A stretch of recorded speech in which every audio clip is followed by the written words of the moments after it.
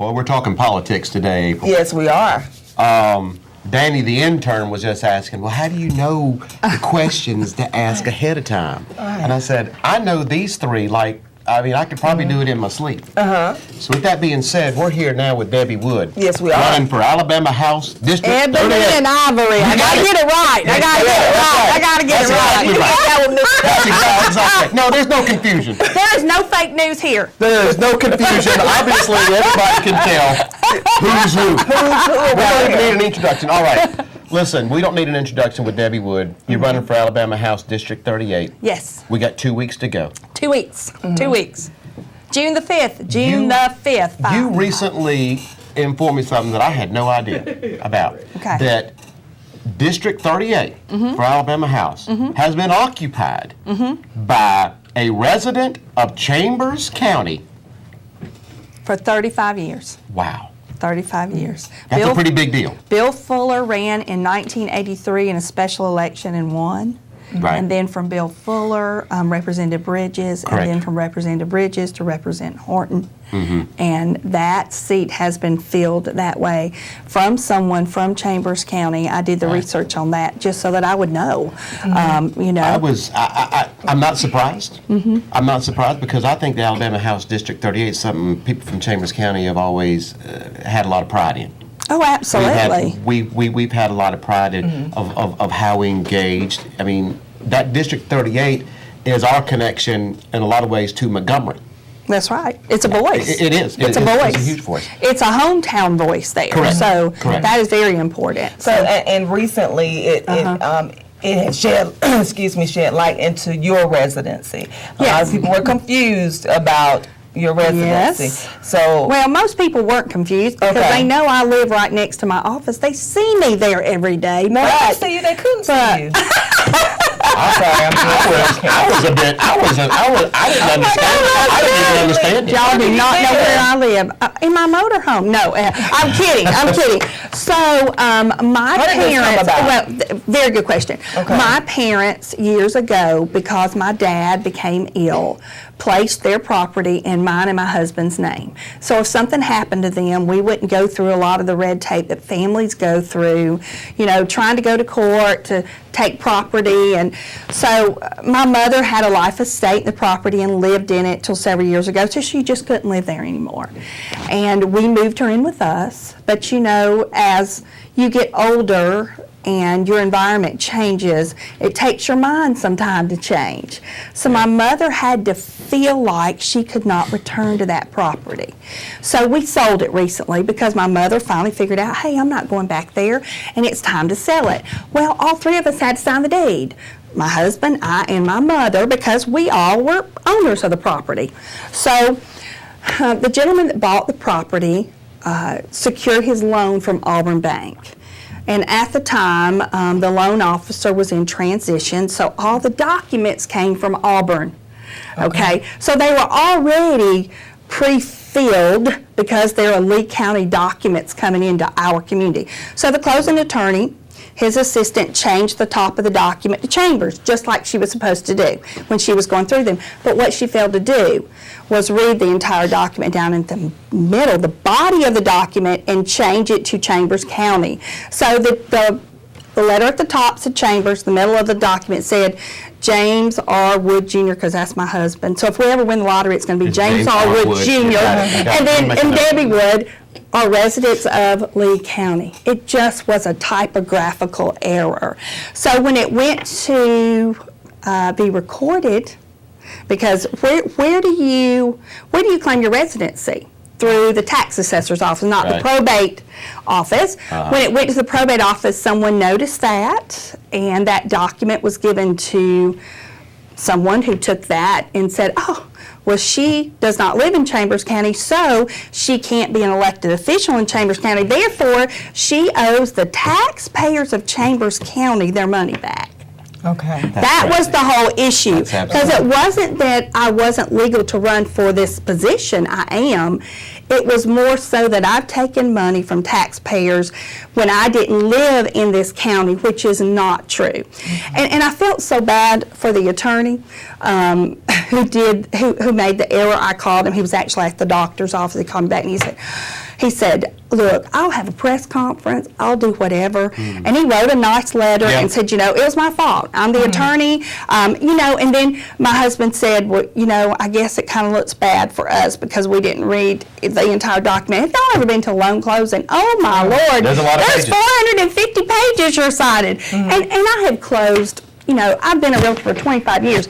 I can't imagine how many loans I've closed with this attorney. He is great. All of our local attorneys that close loans are fabulous. It was just a mistake. Just a Well, mistake. So, I mean, it was a mistake. It- They happen. it happens, and Well, I'm glad you cleared that up. Yes.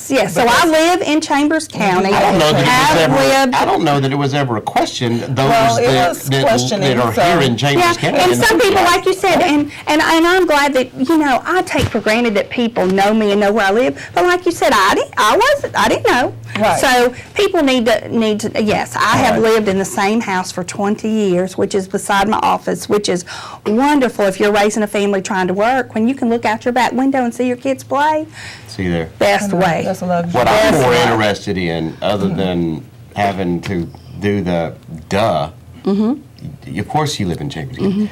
I'm more concerned with Chambers County and the role that Montgomery's going to have and how it impacts Chambers County. That's what I'm more concerned about. Well, the thing that I have told everyone, first of all, I think it's very important for politicians, and I hate using that word, but I am a politician. I've Right. been doing this for 15 and a half years. I've been elected 4 times in this county. Last night, there was a robocall that went around and accused me of raising taxes as soon as I'm elected. Well, I've been elected for 15 and a half years. Go look at my record. Have I been about raising taxes for 15 and a half years? I'm a small business owner. That just makes no sense. But I think that what's important is that anyone that's running for office first should have a pledge to the voters. When I was a young girl, my mom and dad, the politician would come knock on the door. Okay. We had a living room.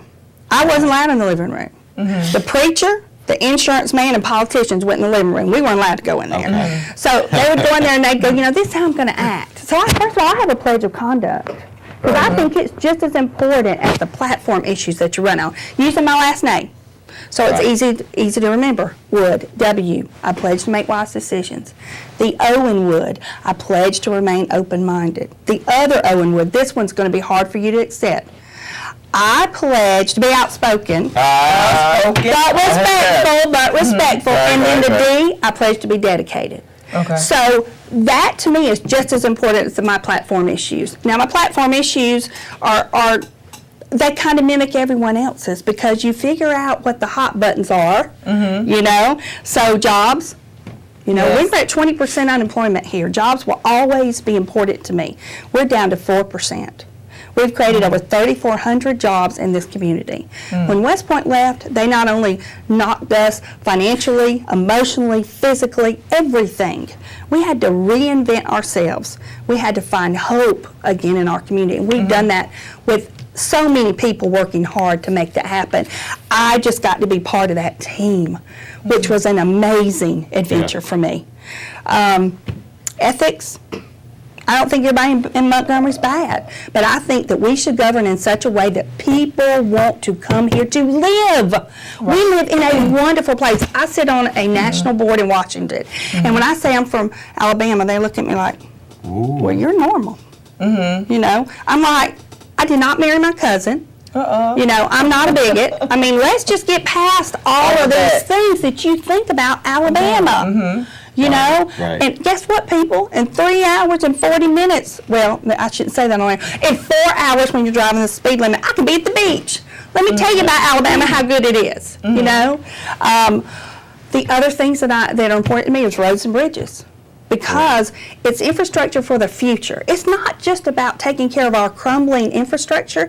Let's move our people around. Have you been to Auburn lately? Auburn and Opelika. Opelika right now is at 70% of what they thought their housing starts would be for the year, and it's May. Wow. So they are going to, I went to their city council meeting, they never imagined that they would be building this many homes in Opelika. Auburn's the same way. Wow. You have to have a plan, a transportation plan to move all these people around. I guarantee it. I see Representative Horton here. He has 3 children. At some time in their household, they're going to have 5 cars sitting in the yard, I promise you. And those 5 cars are going to be on the road. So we have to figure out a way to plan for people to transport themselves. Congestion, roads, safety, all of that is important. All I see happening in Montgomery is people reacting to the needs today. I don't see a 10-year transportation plan. I don't see a 10-year plan to take care of our prisons. I don't see any formal planning going on. Where is your plan? If you're going to retire, what you going to start doing? Planning. Planning. Planning. You gotta Right. do it. Nobody's planning. All we're doing is reacting to what we have to do. We have a 10-year transportation plan in Chambers County. Right. Because you know what we used to do? And I can say this. Yep. We used to pave a road when it was time for what? For me to get elected. If you get elected, right? That's right. We don't do that anymore. We went to our engineer and said, go out there, look at our roads. Tell us how bad they are. Tell us the ones that are in the worst shape, and let's figure out a plan to fix them. Sure. I don't have one road in my district, y'all, because my roads are in good shape. I live in a city district. I don't have one road on a transportation plan right now. So what do? We work on our waterways. We find other ways to work in my community. But we have needs. We have needs. The other thing is education. And when I say education, I mean workforce development. Look, my daughter graduated from Auburn in 2015. She was one of the lucky ones. Mama drove a car for 12 years, didn't buy a car, didn't buy a lot of that fancy pack makeup. You know, my husband drove the same truck. We lived below our means to make sure she got an education.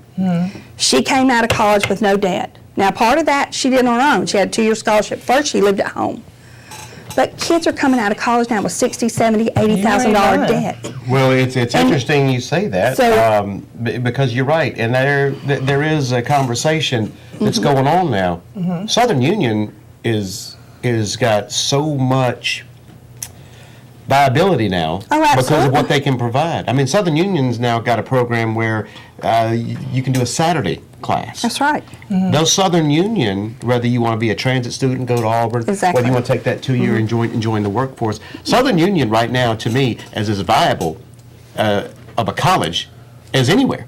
Well, what we've got to do, we've got to figure out in our career tech, if you haven't looked, that would be a great place for you to go Oh, yeah, and to just no doubt. share. But, you know, we need to move our students directly from high school into jobs. We need to move them directly and take up some of these pockets Which is that are where lacking. Southern Union can Exactly. can bridge And that in gap. high school, too. Yeah, you're right. Well, they do a great job. To me, Either way, to me, either way. one of the hidden gems in Chambers County might be the career tech school. Oh, absolutely, it is. It It is is. absolutely phenomenal. It is. And it's something that's helping a lot of these high school Right. seniors or juniors. You know, they're helping them out. That's some of the conversation that I believe we need to be having, I do too. other than talk about residency. Well, and the call, other right, thing. and I mean, yeah. let's get down to the issues. Let's talk about it. Well, one of the reasons that a lot of people will not get involved in politics is they're afraid of the attacks. Correct. And Isaac and I, you Gotta know, take last it. time I saw the attacks that come, I've seen them against him. And attacks come, and what they try to do is find a hot point in your community that resonates with your public. And then they're going to take that and they're going to say that you're going to do exactly what they don't want you to do. But the thing is I'm like, Tim, I'm available on Facebook. You can call my office. I'll give you my telephone number. Call and ask me the question. That's Don't right. believe what you read. No, Don't believe it, because I guarantee it, like I said, in 2016, President Trump coined that phrase, fake news. Fake news is still around today. You know, you cannot believe everything that you read or everything that you hear. You need to go directly to that person Yes, I and believe in ask that. them. I do You know? believe in that. I believe in I that. do. I believe in and that. I think that at the same time they need to address it as well. When you know, That's right, you're right. Because only you can tell Exactly. your story. Exactly. Correct. And you know- the world's full, and communities are full of people that if they think you're trying to do something, they will try and tear you down, and they'll try and get you, divert you off the path. I mean, there's just no. Listen, man, we got 2 weeks. 2 Right. weeks, 2 weeks. Well, We People got- we need to, got 2 weeks. yeah, There's more at stake that's right. than that. Ridiculous conversation on the other side. Right. I mean, But let's at get least down you to it. squashed it. Let's talk about it. And that's Let's talk about who's about going to the give real us, the issues. boys, Right. the best opportunity to succeed, because we got too much momentum in Chambers County to go backwards. That's right. That's the facts of the matter. That's right. And you know, the thing about, I just want to be sure that I put this out here.